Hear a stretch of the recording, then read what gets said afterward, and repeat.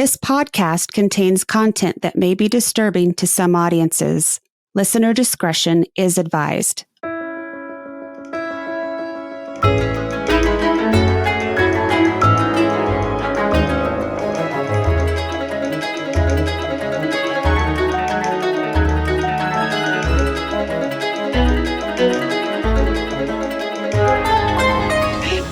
Greg, I am so excited to interview you. I have been to both of your presentations at Phenomenon the last 2 years. I've got your books. I've listened to all your podcasts. Wow. Yeah. The way you investigate and the way you talk about metaphysics and the paranormal is right up my alley. So thank you so much for joining us today. This is an honor, and I'm so excited to interview you. It's my honor. I'm really glad to be here. So you do more with cryptids than I thought, because I saw that you have written a Mothman book. I have. Mothman is my favorite cryptid, but also I live in Texas, so I'm familiar with the chupacabra and the Texas terror dog and all those things. So that is actually very exciting. I didn't realize there was so much here. Well, so people always ask me, what do I do? And I said, well, I am, and I can say this because I'm a certified expert at police procedural and investigation. So I just use that model, whether I'm doing UFO, alien, abduction, cryptid, spirit, metaphysics, all that. I use that method, which when you say that method is, 1,500 pages out of a book. But so I know a lot about a few things, because when right. I've talked to a lot of paranormal investigators. They're like, I've investigated 1,500 homes, and I'm like, wow, I do maybe 2 a year. That's a lot. But I do it very deep. I'm not just there for a couple of hours and leave. So yeah, thanks a lot for the plug. Hi, messages from Mothman book. It's a good book. I am going to read it. I'm very excited about it. I have multiple Mothman shirts, and my children, I don't know why this happened, but I will walk around my house and I just go, Mothman. And now all three of my children do the exact same thing. So I had a day recently when I had my Mothman shirt on, and my daughter came in and went, check out my Mothman shirt. And I flipped around. I said, look at my Mothman shirt. So I'm a huge fan, and I was super excited to see that. And tell us about the Mothman book. Yes, please. Your interpretation of how people experience the paranormal. Right. I've had a lot of people, I wrote a book called The Disorient Express, and it's really funny because I'll get reviews on it. And it's like, don't buy this book. It doesn't have a single train in it, and it's like, the Disorient Express. Train. Yeah. Well, the Disorient Express, the Orient Express, the train. The Disorient Express is what the mental health police officers call their car when they get called somewhere. It's a Disorient Express. Got to take them to the state hospital, right? I like so you that. get the Disorient Express. The Disorient Express. I didn't know that was a thing. And so that's almost what happened with this one. As you know, there's not a lot of information on Moth. Mm-hmm, there's those core things, and that's what happened. And then you have a lot of other, superfluous interpretations. Yeah, extra stuff that people kind of added to or whatever. But the phenomena, the uniqueness of Mothman isn't that unique because those situations happen in many different places, and people get these, what would be premonitions or synchronicities, or like a little red flag that the universe is kind of waving at you. And typically, and I will generalize this, as growing up in America, you're probably raised in some sort of Christian environment, which minimizes ghosts, no such thing as monsters, believe in the word, and that's what you do. And yep. So what happens is, if this stuff is happening, and if there's all these signs all around you, and we're taught not to pay attention to those signs. I mean, honestly, that's what we're told. You can just kind of go through your life and everything's fine. I have friends of mine that I have great amount of respect for. I went to catechism with them, coming up as a Catholic, Roman Catholic, and going through all of the processes that you do, altar boy and all that stuff. And I have friends of mine that are still in the Catholic Church, still do. I'm recovering Catholic, by the way. But anyway. Hey, we're both recovering Mormons, if that makes any difference. We're in good company. I've talked to a lot of Catholics now, and I feel like we have the same sort of shame triangle going on. So we speak the same language. We do. Yep. So I sit there and go, all right. I look at them and they did what their priest told them to do. They did what their coaches, what their teachers told them to do, what their parents told them to do. They grew up, graduated high school, went to college, got out, married their girlfriend, got a house, got a job, had kids, have grandkids, and it's fine. And they're wonderful people, but they never ask, what is this all about? They just are linear, and this is what I do, and this is how I do it. And they don't ever ask those questions, those existential questions of why am I here? What is this all about? How It's like they're already supposed to know. Yeah. Right. Yeah. Or not, and just trust in the word, you put all your faith in God and trying to be a good person. Yep. And it'll work out. And that's a nice place to be. It is a nice place to be. Have that faith is a great place to be. Yeah. Until you have questions that aren't answered by until it doesn't work. Yeah, until it doesn't work. And you know that's Satan doing that to you. That's Satan. Yeah. Right. You are being tempted by Satan. You are in the grasp. With this book, I kind of took a linear look at Mothman from beginning to end of the book, but all these other things that happen throughout history, throughout the United States, some overseas things, and we can go through life and not ask questions and not recognize maybe these synchronicities that pop up. We look at it and we go, you know what? I'm running late. I got to get going. That was weird. I got to get this email out. Wow, that was strange. I was just thinking about you. My phone rings. Oh, there's all these things, right? Mm-hmm. And psychologists and psychiatrists will, of course, normalize all that, and they'll explain why, our brain works this way. And no doubt our brains are designed to find shapes and find these puzzles and try to make sense out of it. And we put all that away. Mm-hmm. Well, in the book, I posed the question of what if, when these things happen, you actually paid attention and assigned a meaning to them? Right. What would your life be like if you did that? Yeah. And so that's kind of where that all went. And I didn't expect the book to go there. That at the end of the book, it's like, yeah, go out and have an adventure. Woo! How did I get there? I don't know how I got there. Yeah.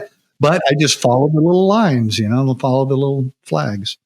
That's kind of my favorite way to do things, though, is to follow the trail of where you're led. And at the end of it, you either have a conclusion or you don't, but you walk away with an experience. I've always been one of those people that I like listening to true crime and dark history. And my first introduction to Mothman was from a true crime podcast. I'd never heard of Mothman.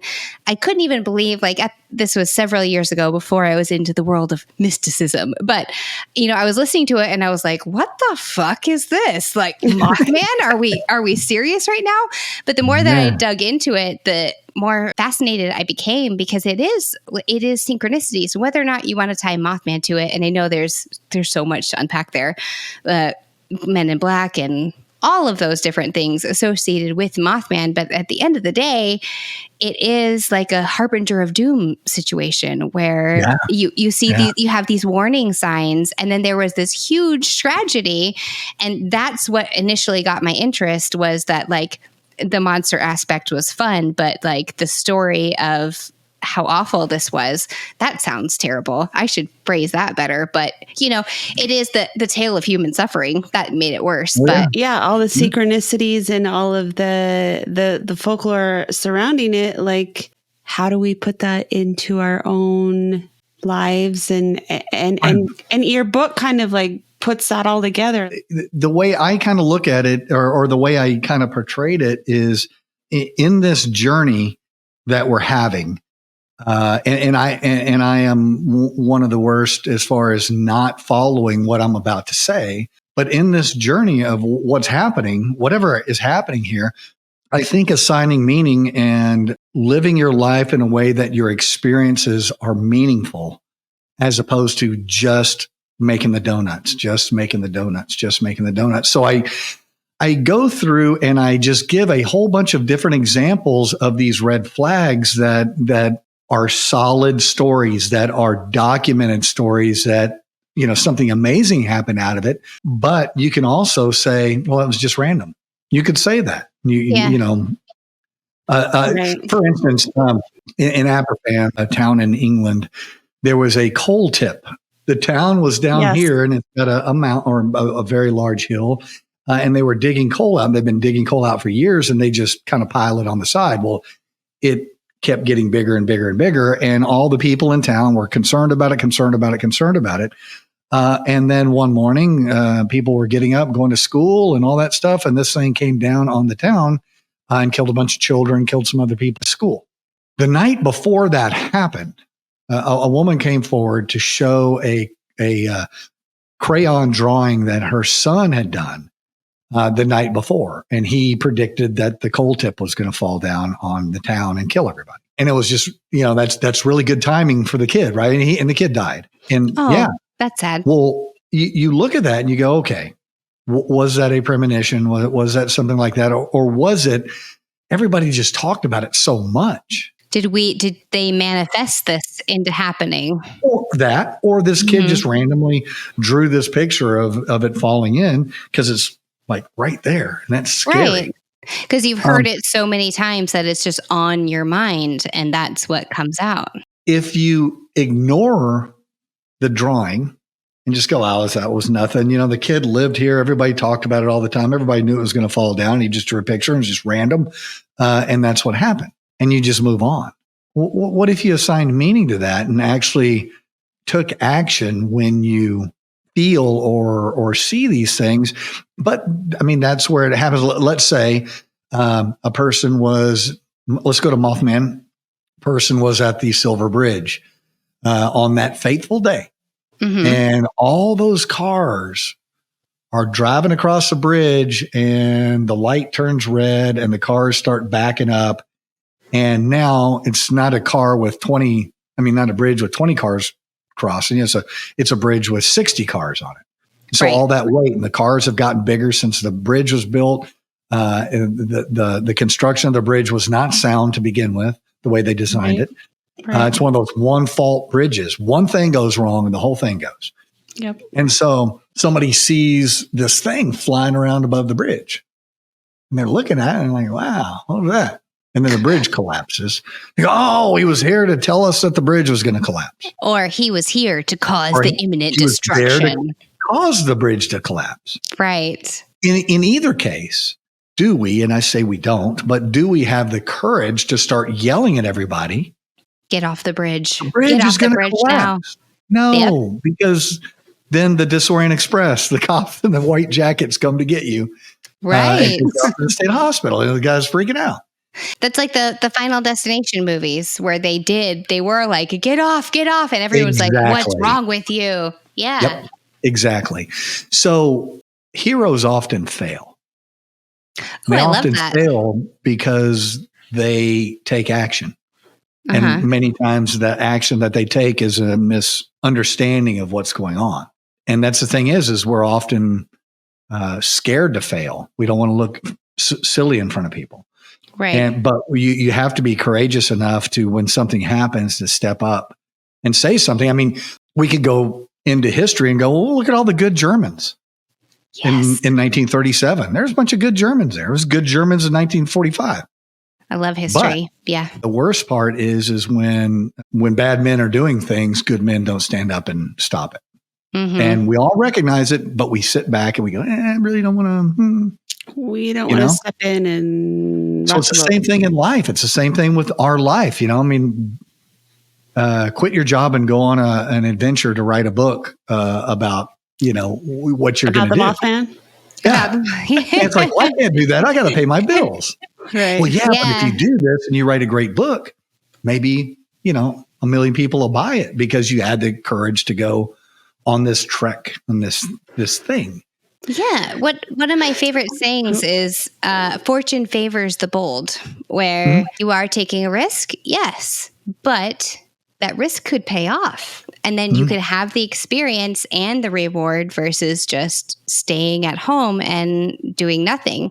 And I've been listening to your podcast, and one of the things, or your broadcast, and one of the things that I've heard you and several guests say is the desire to travel. That so many people are saying, oh, I wish I could go here. I wish I could go there. And your point was, get a less expensive car. And it's not in like the budgeting way that we hear a lot of, like, well, just don't buy coffee. But genuinely, a $400 car payment versus a $200 car payment means you can save the difference. And at the end of the year, not every month, but at the end of the year, you could take an amazing trip and you can do the things you want to do. And if you can find a $400 car payment now, you tell me, because yeah, no kidding. Goodness gracious. Yeah. Oh my, we're making house payments for cars now.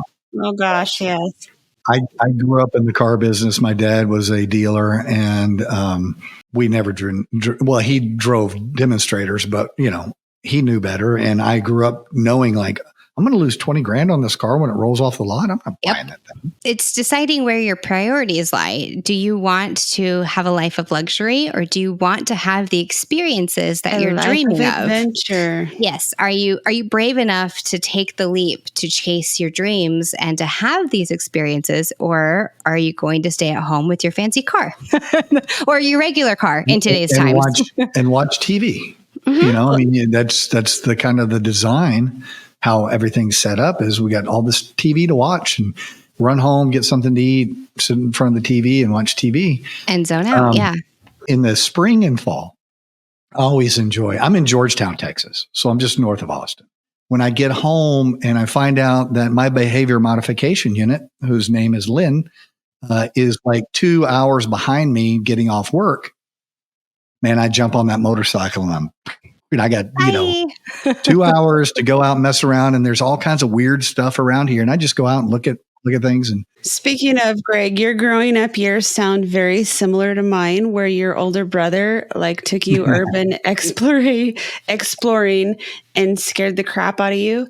Yeah. I want to hear about that, because my brother did the same thing to me. Oh, yeah. So my brother, his name is Bill. I have his picture right up there. He passed away 2 years ago, I guess. I'm sorry to hear that. Yeah, he was a fantastic, sweet guy, musician his whole life, which meant he painted houses. And as far as work goes. So he was 12 years older than me. So when I was 5, he was 17, and he had a Triumph Bonneville 650 motorcycle, or 750. I think maybe it was a 750. A very cool, like 1969 motorcycle, very cool motorcycle.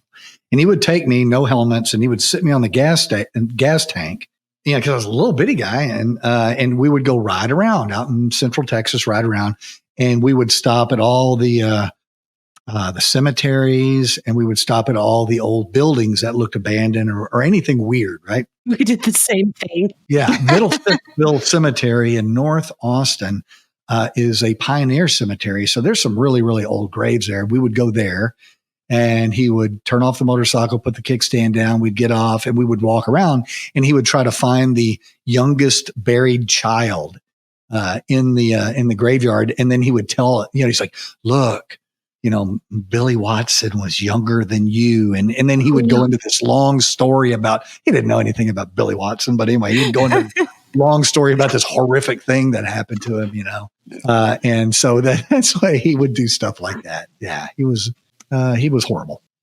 My brother used to take me up to, we had the Teton Dam, but it was a spillway, and he would take me up there and try to scare the crap out of me. We had this little car that was like a hatchback car. And one time the hatchback, I guess that he didn't shut it all the way when we were driving up there.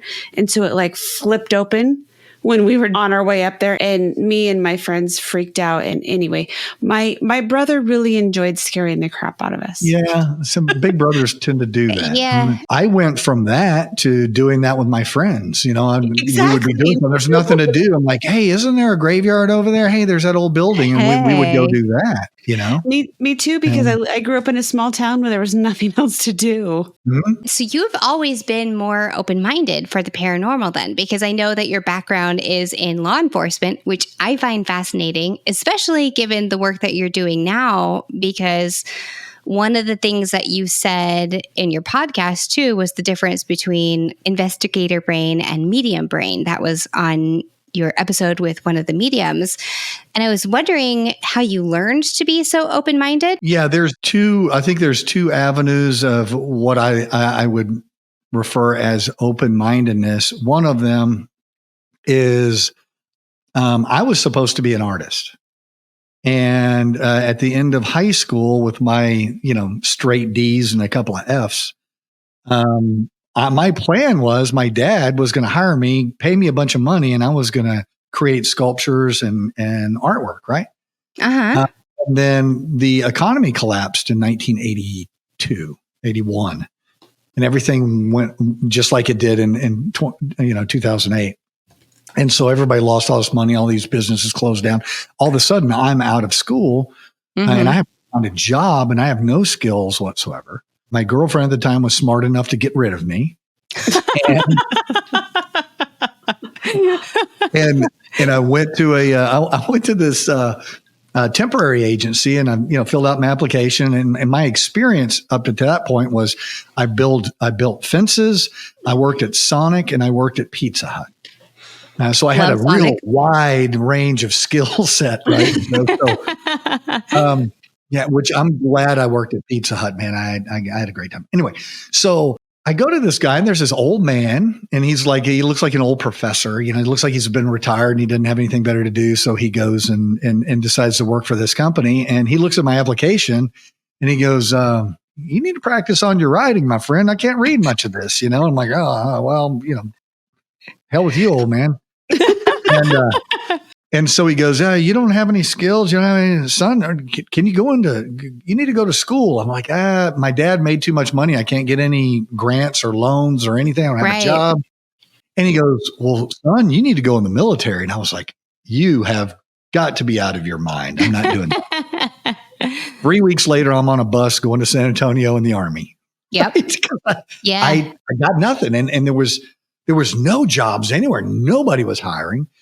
And so I had that indoctrination, a 4-year indoctrination in the Army. And I was a paratrooper with the 82nd Airborne Division. And in that 4 years, I was deployed to, we went to Grenada. I was deployed to Central America through Honduras, El Salvador, San Salvador, Nicaragua, Guatemala, Panama.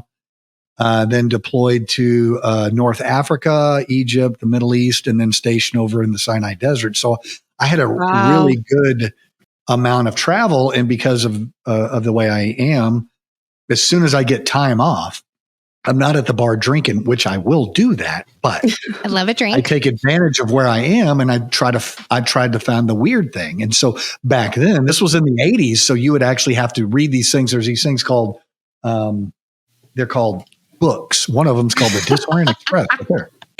And you'd have to look up stuff in a thing called an encyclopedia. I know the that encyclopedia. Yep. And so you'd have to look up these things wherever we went. So that's what I would do when I would go out. And I think doing a lot of travel abroad, I realized that not everybody thinks like a white kid from Texas. Right.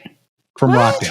It's weird. A white Catholic kid from Rockdale, Texas. Not everybody thinks the way I do. Weird. So it broadened my mind a little bit as far as this is all okay. There's a million ways we can do this. This is all okay. What's not okay is when you create a victim or you try to control other people. Oh, I love that. Everything else, we just do it, man. We are all doing the best we can with the information that we have and our life experience. So if you are trying to live your best life and you're not hurting anybody else, you do you. Just be a decent person or just be polite. It seems so easy, right? It does seem so easy. I think the less exposure you have to a wide variety of people and places, you become very rigid in how things have to be. Right. And sometimes they do have to be that way, True. like being polite. True. As an artist, I'm thinking outside the box there. And as a law enforcement person, they put me back in the box and I go, okay, I have this template that I have to operate from in order to use industry standard and best practices techniques for conducting an investigation. And part of that is exculpating. It's part of that is proving who didn't do this, right? Uh-huh. Which a lot of cops don't concentrate that much on. They're like, I'm going to put somebody in jail for this. We got to solve this case immediately. It's a high pressure. And those guys, when a medium or a psychic or an intuitive or a sensitive or whatever you want to call it wants to be a part of it or give information or whatever, they will roll their eyes. Right. And just like, whatever, I'm not doing that. And that's a confusion that a lot of people have is people are like, oh, he's a skeptic. Well, you're damn right I am. Think about all the people that have been trying to trick us our whole lives on everything. Yep. Skepticism is great. Yeah. One of the things I say, and I think Melissa and I have the same view on this. I don't mean to put words in your mouth, but I feel like I know you well enough to say that we're believing skeptics, that it's not always paranormal and it's not always haunted. It's not always demons, but it's worth investigating. Skepticism runs on a line. Mm-hmm. You have true believer over here and you have cynic over here. And skepticism floats along that line based on the evidence that you're providing. Mm-hmm. Right. And so when somebody rolls their eyes at you, that's contempt. That is lack of respect, contempt, and they're not going to listen to anything you have to say. That's cynic. Right. And then you have, the true believer that just, the orb is grandma, look at this. This is grandma's here to protect me. It's like, that was taken in the Sinai Desert, and it's probably the most dusty place in the world, and probably. So the psychics or the sensitives or whatever that have information, you can dismiss it, or even if you don't believe in it, listen to them because they will think in a way that you don't as a in the box cop, and they will provide other things. I've worked with multiple mediums on a couple of missing cases and some homicide cases, and they've never solved the case for me, but they provided so many more avenues for me to travel down to ask more questions to where when you look at my case, you're like, yeah. There's no other place to go here. We have no idea what happened. I feel like that's where your own intuition comes into play, though. And it's those narrow-minded cops that are way over confident in their skill set, very arrogant, that real strong type A arrogant narcissist. Those guys are dangerous because they will paint people into a corner on certain things and can make people's lives hell. It'll all typically come out in the wash, but still, Sure. It's very difficult. Can you difficult. talk about your standard procedures that you use to investigate? I always give the example of a haunted hill house up in Mineral Wells, Texas. Yeah, the reason I give this is it has everything. Anything you want to know as far as paranormal, as far as a ghost, shadow people, that sort of thing, that's it. So I get contacted by the owner. They had just bought it. And she looked me up online. She contacted me. She goes, hey, how much would it cost for you to come up here and investigate? I said, I don't charge anything. I do this as a passion, but I have some rules. And one of the rules is you have to give me your location for 24 hours and you can't be there. And most people say no. Right. And she's like, okay, fine. Yeah, cool. They say no? Oh, yeah. Yeah, they don't want you. I mean, if it's like your normal house where you sleep and you got your food and your dog and everything like that, they're like, no, I'm not doing that. I'm like, well, I'll help you. I'll help another person that wants to go investigate. If they want to run things by me, I will help you evaluate evidence and think about other things that you can do. But I'm not going to travel there and just be there for a couple hours. Sure. Right. It's just not enough. So I went up there and she showed me the house. The house is really interesting. It's got a very detailed lore to it. She tells me all this stuff and I'm like, all right. So they take off. I make sure that there's nothing in the refrigerator and I secure power to the house. Everything's done. The main breaker's outside, turn it all off, and let the house sit there and cook for a while. The theory is, electricity could be doing something or whatever. So I kill all that. And I picked some areas out in this yard and I did metal detecting out there. While I was out there, I found a knife and it had an iron blade on it. So it was probably late 1800s, early 1900s. I found a woman's bracelet and a woman's earring. The woman's earring was actually later identified as the earring of a lady who was murdered there or at another location. And they had been looking for her, and her family identified that earring. So there's these other things that could be popping up, right? And so I take care of that. I get under the house. The house is pier and beam. I get under the house, and that was kind of interesting because there's all this crazy like hieroglyphic painting underneath the house. Really? Right. So it's all weird. It was very artsy, weird painting under the house. And so I didn't find anything like it didn't look demonic to me and everything. And it just looked like, maybe a kid was just freaking out down there, or some people that were doing drugs got down there and I don't know what they were doing. Anyway, so I get up, I go in, and then I check all the doors, and I actually use an EMF or a K2 meter to make sure that there's no switches in the doors, any kind of levers or anything that's actuated by a battery or whatever. I look at that. I use a couple of other instruments just to make sure somebody's not trying to trick me. People try to do that. What? And so I lock everything up, and it's getting dark, and I set up my cameras. I just do analog audio and video and digital audio and video side by side. And I spread them all out, and I do an hour, and then I go to those locations, pull those up, put new ones down, and then download everything and spend my hour downloading everything on the computer. Several things happened that night. The downstairs bathroom door opened multiple times. Now, these are really old locks, and I'm a grown man. I don't know if y'all know that or not, but I know how to close a door, and something was opening this door, and it wasn't an electronic lock. It wasn't pneumatic. I don't know what was happening, but it would happen when I'd leave the room and do that, and I'd switch out, and that door would just pop open, and I could not figure it out. So that happened. I was upstairs, and there's the story of a little boy that this was supposed to be, of course, a brothel at one time. It's right next to a very large hotel that's been condemned for a long time. So the theory was that the guys would stay at the hotel and they would go out to smoke cigars, but then they would leave and go over to the brothel, and it was also a speakeasy. Well, everything. I mean, isn't everything? That's the ghost of this house. This used to be a speakeasy. This used to be a brothel. That's what happened. It's a very common tale. Yeah. I had looked online, and I had done some open records over there as far as the property goes. And there wasn't any fire calls there. There wasn't any EMS calls. No, there was a couple of law enforcement calls, but they were just random loud music disturbance kind of stuff. And so there wasn't anything major. There was 2 deaths that happened on the property, a little boy and an old man. Old man was from the 1800s. And supposedly this little boy was the son of one of the prostitutes that was there. And he's playful, and he throws rocks at you. Well, I got hit with a rock inside the house walking down the stairs. Are you upstairs serious? walking down the stairs, and it hit me right in the back of the neck, and it landed on the ground. And I, of course, turned around. I'm like, what? I had a great adrenaline dump. For sure. Yeah. I did competition skydiving for about 18 years, and I used to love, I got a good adrenaline dump on that one. Oh my gosh.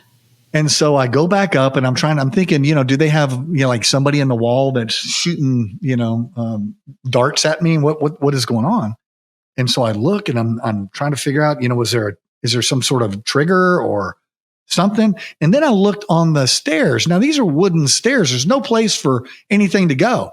I couldn't find what hit me at all. And I wasted like an hour trying to figure this out. I go down, I switch out all my cameras and everything, and I'm going back upstairs. And as I'm going up, I'm looking up, and this bright, super bright light pops out into the right corner of my eye. And I go to look at it, and it starts traveling out of the kitchen. And I'm trying to catch up to it, but my eyesight can't catch up to it. And it zooms out the front door. Oh my goodness. Great adrenaline dump. It's nothing like 4:00 in the morning in a haunted house and having No a big kidding. bright orb float through there. That was my experience at that moment. This is true. This is the deal. This is what's going on, right? This is the real deal. I had that, I'm just like, what the? I don't know what's going on. So anyway, do the rest of the investigation, pack up everything, and I leave. And I get home, and about 2 weeks later, I'm in my kitchen, and this bright pop pops out. And I go to look at it, and I can't catch up to it, and it zooms out the front door. Oh my gosh. I was like, I have an attachment. It came home with me. How great is it? Which most of us don't believe in. We're like, nah. And then I started thinking, damn it, skeptic Greg. And I called my behavior modification unit, who works for an eye doctor. Hey, I just saw this really bright light. I saw one, when I was up at Mineral Wells, and she's like, get into the office. I go in, they check my eyes, and I had an ophthalmic migraine in my right eye. Are you serious? Yeah, it's like a cramp, like a little seizure in the muscles. Mm-hmm. I have when those. When that happens, it could touch your optic nerve, and when you touch your optic nerve, bing, bright white. So sucks to be me. My ghost went away, and I don't have a ghost anymore. That's insane, though. You figured it out. That was a profound experience for you. And I actually will say that your takeaways from that experience are also still valid and real. Oh, yeah. But I wanted to ask you, when you investigate, do you prefer to investigate solo, or do you like a group setting? By myself. Yeah. By yourself. By myself. Yeah. And I find that, people are like, oh, did you see that? Hey, did you see that? Look, what's this over here? It's like, I'll go to the bar with you and we can talk about that. But as far as investigating, it's too distracting. It's too chaotic for me. Mm-hmm. And maybe I just haven't worked with the right people or not, but it's just easier for me to be there by myself, and I can take everything in. At Haunted Hill House, afterwards, I did some more research on it. And one of the other things while I was there, they said it's a brothel, right? And a speakeasy. I'm looking at the house, and there's like this space that isn't accounted for. Kitchen, and then the front bedroom and the hallway. It's like, what's between that? What is that? So I call the lady that owns the place. I'm like, this is weird. And so I call her, and she goes, yeah, go to the fireplace. So I go in there, and I said, don't tell me anything, but is there something weird? And she goes, yeah, you probably need to check it out. Go look at the fireplace. And so I go in the front room, and I'm looking at it. I'm like, wow, I didn't pick up on that at all. But this fireplace is way too big. Right. It was like 4 feet high. It's a big fireplace. Like a room all in itself. So I squat down, I go into the fireplace because it's just flat on the floor. And I look up, and there's a metal grate right there, and it had hinges. You push it up, and there's an entire room you could park a car in. That's where they were hiding all the liquor. No. Speakeasy. Yeah. They would just close that thing and light the fire. The cops would come in, and they're like, what's going on? And they wouldn't find anything. There's a fire here. There's nothing but a fire. So after I saw that, I was like, there's some validity to what they're saying here. I can't find a lot of documentation, but there's some validity of the design, the position of the house, all that stuff.